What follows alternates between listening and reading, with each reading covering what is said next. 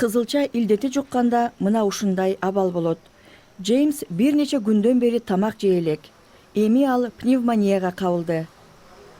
Бул жердеги ымыркайлардын айрымдары 6 айга толо элек.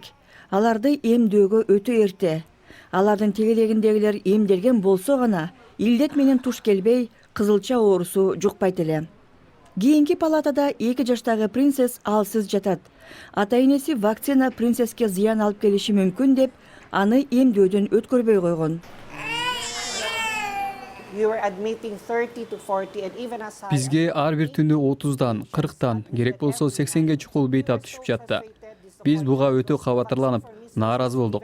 Себеби ден соолук борборлорунда кызылчага каршы эмдөө бекер берилет. Бирок эл түшүнбөстүктөн улам балдарын эмдөөгө алып келген эмес. Мындай түшүнбөстүк 2016 жылы чыккан денге вакцинасынан улам тарады.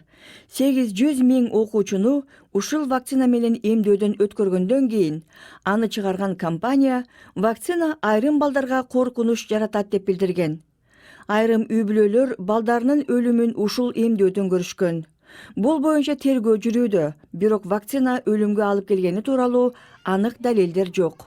Саламаттык сактоо кызматкерлери интернеттеги туура эмес маалыматтар элдин эмдөөгө болгон ишенимин түшүрүүдө дейт. Арлин 2 баласын эмдөөдөн өткөрбөй койгонуна терең өкүнүүдө. 2 жаштагы Дженнилин жана анын 8 айлык кенеси Джон Пол удаасы менен кызылча оорусунан чарчап калган. Өзүмө өтө жиним келет. Теледеги жана сот тармактардагы маалыматтарды укпай койсом болмок. Убагында коркком, бирок балдарымды коргой алган жокмун. Бул ыктыярчылар вакцинадан чоочуп калган ата-энелердин ишенимин кайтарууга аракет көрүшүүдө.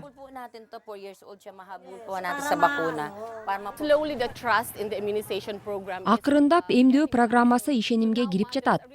Учурда энелер балдар үчүн кабатырланып, ден соолук борборлоруна келишип, балдарына вакцина алууну талап кылышууда.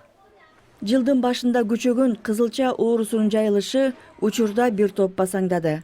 Филиппиндеги үй-бүлөлөр бул жердеги эмдөө көрсөткүчү түшүп кеткенинин кесепетин тартты.